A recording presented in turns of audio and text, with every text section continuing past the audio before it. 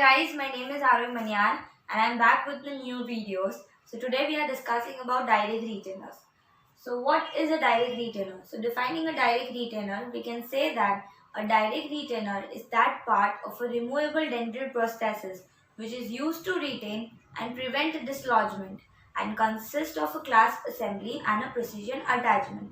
So to simplify this definition, I have prepared a mnemonic which will help you learn the definition. So it is that part of a removable dental prosthesis. Okay, we can write it as RPD or RDP. Okay, it is that part of removable dental prosthesis, and from this R we get our second part of the definition, which is used to retain, and from this P we get the third part of our definition, that is prevent. So which is used to retain and prevent dislodgement, and it consists of clasp assembly and precision attachments.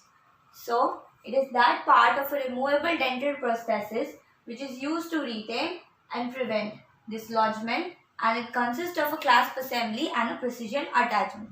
So that is our definition. Then moving on to the classification.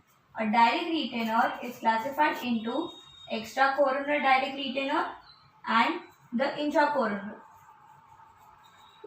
So the intracoronal direct retainers is further divided into 5 types, that is special attachments, bar attachments, stud attachments, internal and external attachments. Okay.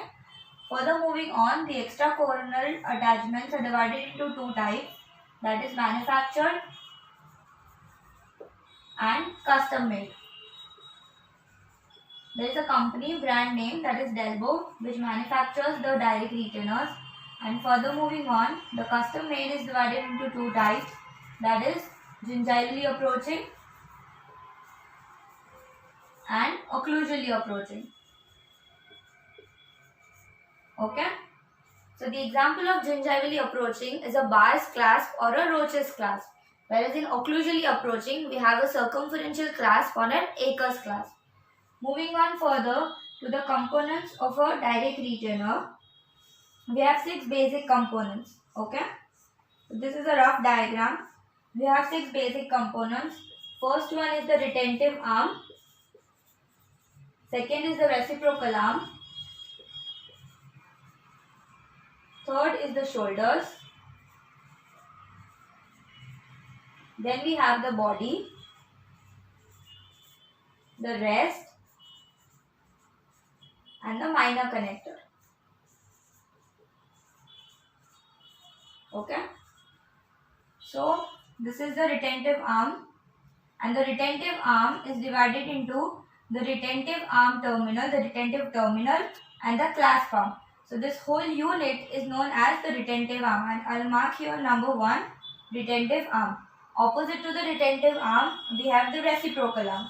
Okay, so the reciprocal arm counterbalances the force of the retentive arm. So connecting the retentive and the reciprocal arms to the body, we have the shoulders. So I'll mark this as number 3. So these are the shoulders, and the shoulders are connected to the body. That is number 4. This triangular area which comes onto the occlusal surface of the teeth is termed as the rest seat. That is number 5. And the last portion we have is the minor connector, that is number 6. Okay. So basically there are 6 basic components. The retentive arm is divided into 2 parts, that is the retentive terminal. This colored tip is known as the retentive terminal. It has to be flexible because it goes below the height of contour. So the retentive tip and the retentive clasp arm, this forms the retentive arm. Opposite to the retentive arm we have the reciprocal arm. Then we have the 2 shoulders connecting the retentive and reciprocal arms to the body. And then we have the body which connects the shoulders and the rest seats to the minor connector. So this is in short of all the components. Then moving on to functions. The basic functions of a direct retainer is retention, reciprocation, stability and support. Okay. So this retention, reciprocation and stability is provided by the clasp arms. It can be retentive or reciprocal arms. The stability is provided by the reciprocal arm. Okay, and support is provided by the rest seat. Moving on further, we have the functional requirements. There are 6 basic functional requirements that every direct retainer should possess. First being the retention, then we have reciprocation, stability, support, passivation and encirclement. So first we'll look at retention.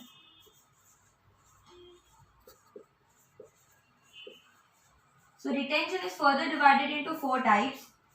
First being length of the wire or the direct retainer or the clasp arm. Then the diameter of the clasp arm, the material, and lastly we have the cross section. Okay. So as we have learned in physics earlier that flexibility is directly proportional to length cube. So the longer the clasp arm, the more flexible it would be. So that comprises of our length. Moving on further to diameter, flexibility is inversely proportional to diameter. So if the diameter is more, the diameter of the clasp arm of the wire is more, it would be less flexible. Then we have the materials. In materials there are 3 basic materials. First is the wrought alloys. The most flexible materials are the wrought alloys in direct retainer. So if we say we have a deeper undercut, then we will use a wrought alloy. Moving on in the descending order of their flexibilities, next we have the gold alloys, which are less flexible than the wrought alloys. And lastly, the least flexible materials are the cast chrome alloys. Okay. Last but not the least, we are moving on to cross section. So cross section, if the cross section of the wire or the clasp arm is circular, then it is more flexible, because a circular dimension or a circular cross section can flex in all the planes, and more if it flexes in all the planes, it is more flexible. And whereas the half round or a semicircular will be less flexible because it flexes in only a single plane. Moving on, next we have stability. So what is stability? In layman terms, we can say that stability is something which resists the horizontal displacement. So stability is provided by the reciprocal arm. Okay, so it resists the horizontal displacement of the direct retainer. Then we have support. So to understand the concept of support, we can use the rest. So we put the rest on the occlusal surface of teeth. So what is its function? So the rest prevents the vertical or the gingival displacement of the direct retainer. So this resists the gingival displacement of direct retainer. Here we had the horizontal displacement. Here we have the gingival displacement. And support is provided by the breasts. We have encirclement. So encirclement means the way the direct retainer embraces a tooth. Okay, so encirclement is provided by the clasp arms. So it should be greater than 180 degrees, and this can be in the form of a continuous contact or a broken contact. So when the clasp arm embraces the abutment tooth, it can be in continuous form like in circumferential clasp, or it can be in broken contacts or point contacts like in bar clasp or a Roche's clasp. So what are those 3 points which should contact the abutment tooth? The first is the retentive tip, then the rest seat and the reciprocal arm tip. Okay, so these are the 3 points. So in broken we can say that should be minimum 3-point contact. Okay. Next, moving on to reciprocation. So as the word suggests, reciprocation means that it reciprocates. So this reciprocal arm counterbalances the force which were acting on the retentive arm. So any force which has acted on the retentive arm is counterbalanced by the reciprocal arm, and that phenomena is known as reciprocation. And lastly, we have passivity.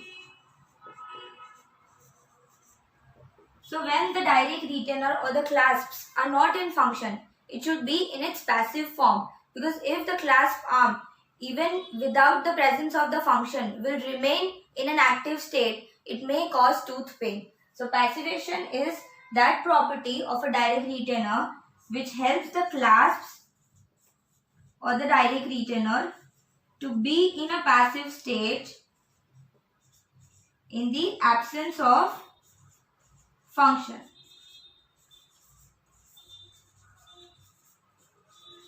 So concluding today's lecture, the direct retainers were defined as a part of a removable dental prosthesis which is used to retain and prevent dislodgement, and it consists of a clasp assembly or a precision attachment.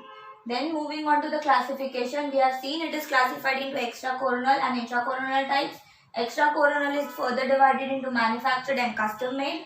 Then the custom made is divided into gingivally approaching. Example is bar clasp or a Roche's clasp. And occlusally approaching, the example is an Akers clasp or a circumferential clasp.